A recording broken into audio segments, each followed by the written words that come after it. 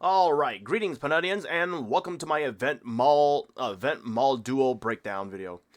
First of all, I'd like to preface that I'm sick right now, so you're probably going to be hearing me being nasally, sneezing, coughing every so often.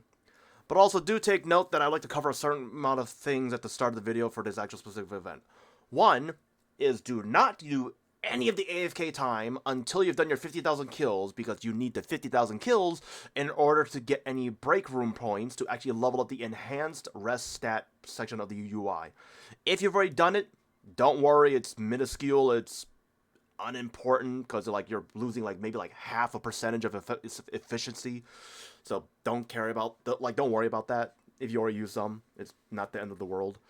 Also, the applied boost effect, I will not be explaining it beyond the fact that it's extra EXP if you actually meet certain requirements, but simply because GMS has 6 weeks for the event versus KMS getting the 9 or 10 weeks, we lack the time duration to accumulate enough points to even unlock any of the boost effects. So, this is useless.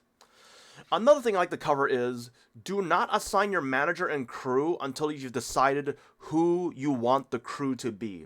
Because remember, look at the UI in the middle, you'll see that you'll get 70% reduced rewards if you give the rewards to your manager, but you'll get the 100% efficiency if you give it to the crew. If you have already set the manager and crew, you can always just flip it around. If I remember correctly, you just gotta click this button.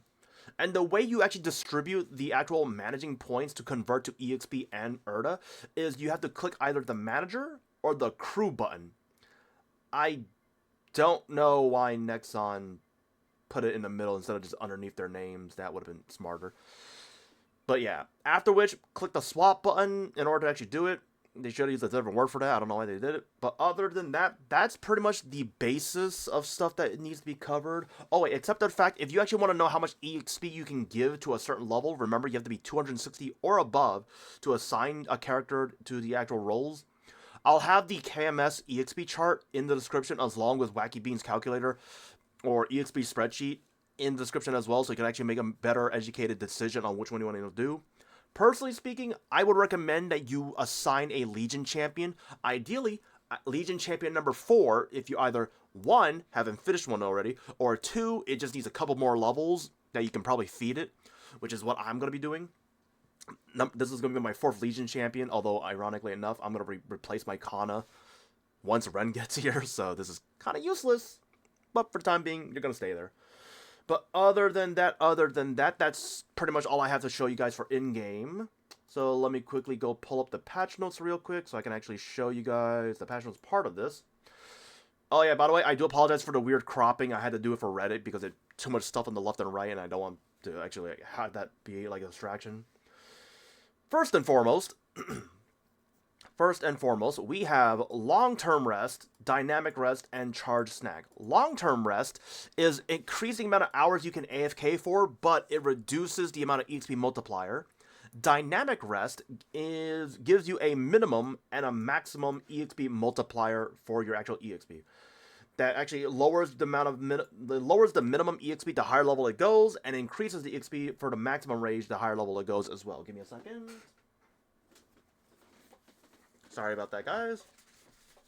And charge EXP gives you a guaranteed EXP multiplier.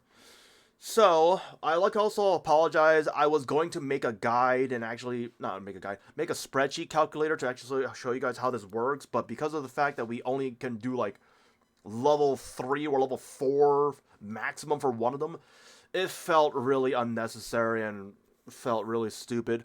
If you want to follow a number for number guide to as much as we can with what is available, I'll show you. Please skip to the Reddit post part of the video that I'll actually have the link in the description as well. But personally, just to give you an idea of how I'm viewing this and how I'm going to tackle this, I'm going to go to probably level 3 for the long term to add 4 hours on top of the 2 hours that we get for a total of 6 hours, because realistically, even if we had availability for all of this, I am not AFKing for 60 hours. That's like 12 hours every day for every weekday. I'm not doing that. So yeah. And then, because of the fact that the minimum EXP rewarded for the dynamic rest is lower the higher level you go, but obviously the maximum increases as well, I feel doing a level 3 for long term, level 2 for dynamic, and level 3 for charge would be a nice, comfortable amount of EXP. That's what I personally will go. And I'll actually emphasize it more with the Reddit post later. But just to give you oh yeah, actually none of the rest of the patches is important. Oh yeah, just to give you an idea. Yeah, the boost node effect is impossible to reach if you just do the math for the actual total skill levels. We don't even have enough. Good job, Nexon, you incompetent losers. But yeah, back to the further emphasis on the efficiency. This is going to be the Reddit post. The Reddit post specifically says, yeah, if we were to get level 1 for all three of them at the start, we would actually be able to get some of the boosts. But yeah, unfortunately, we can. Unfortunately, we can't.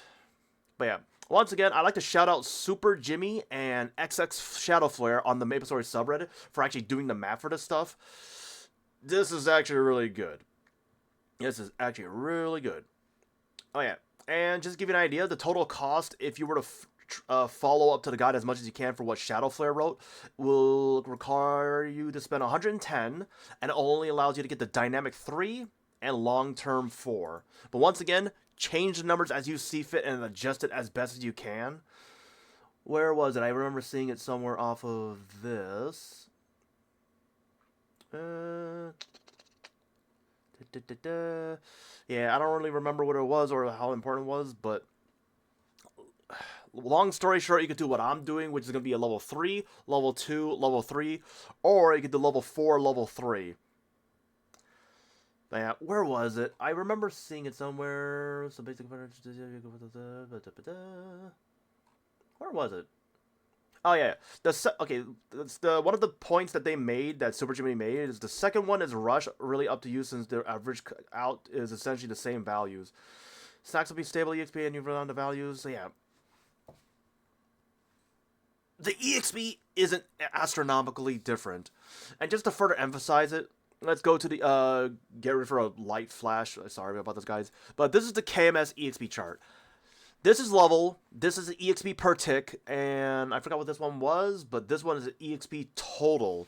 So that is 1000 mil bill trills. You get 5 trill at level 260. And then it goes higher and higher for which level you go. Dude, like, and this is not a lot. Let's see, if I remember correctly, at 292, you need 357 trill. So let me just do that real quick. So that is 14.3 divided by 347 trill. Yeah. That's about 4% if you were to do my main, which was 292, for all the EXP if you swap their roles. Yeah, 4% for 6 weeks. Not a lot. So, but obviously the lower level you go, the more this is going to be worth in terms of percentage gained. So, yeah.